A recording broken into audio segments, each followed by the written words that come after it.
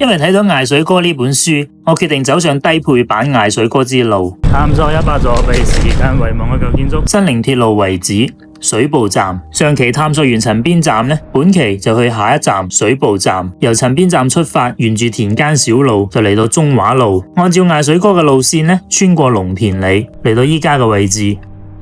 艾水歌話呢個靚位呢，可以睇到雷登先生捐建嘅自來水廠塔。再繼續往前行呢，就到達水埗中心小學。小學前邊嘅路呢，就係水埗火車站嘅位置啦。踩得太快行過咗添，翻嚟重新影張相先。騎行水埗墟嘅第一站呢，咁肯定係去自來水廠睇下標誌性嘅建築物雷登水塔。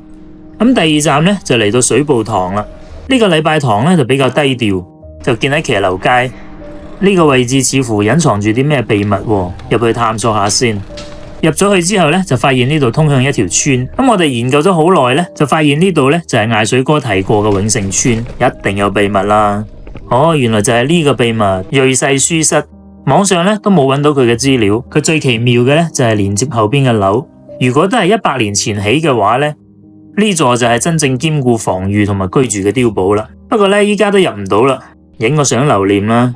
瑞世書室出嚟之後呢，就繼續深入探索水埗墟。1977年，水埗正式建墟，依託水埗河運之利同埋靠近縣城嘅區位優勢，生意呢就日漸興隆。20世紀初，水埗河沿岸呢，先後形成咗水埗墟、新明市、公和墟。三墟相依，統稱水埗三市，共同構建成區域商業中心。新寧鐵路建成通車之後呢，華僑帶住大量嘅僑匯湧入投資，騎樓街區拔地而起，水埗墟正式進入全盛時期。鼎盛時期嘅水埗墟呢，唔單止係一個買賣嘅場所，騎樓街內吃喝玩樂等一應俱全，完全就係一個功能完整嘅小社會。中山路同埋中華路一帶呢，到今日都比較有年代感。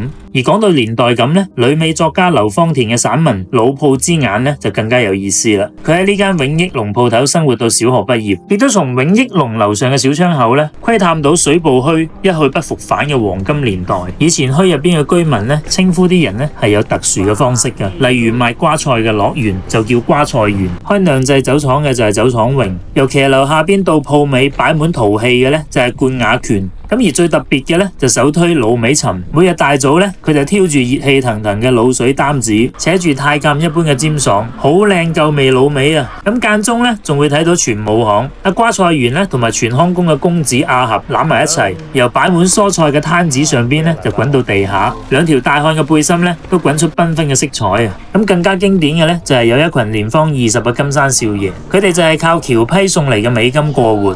咁到咗墟期呢，就約齊出門，一身白西裝，三接頭嘅白皮鞋，巴拿馬帽，神采飛揚，嘻嘻哈哈，路人投以無比艷羨嘅眼光啊！咁啲職業媒婆呢，就即刻揾人打聽啦，邊個係單身？咁其實呢，佢哋都係有家室嘅。哇，好耐冇見過呢種拖拉機啦！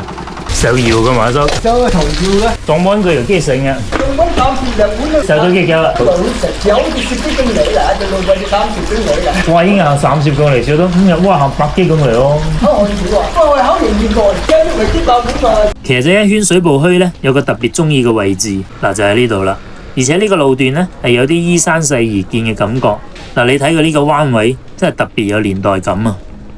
你估下呢啲樓係咪喺原有100年前嘅洋樓基礎上加建嘅呢？下午茶嚟返個潮味豬雜粉啊！咁下期呢，就去隔離新明市探索一下，睇下有咩發現啦〜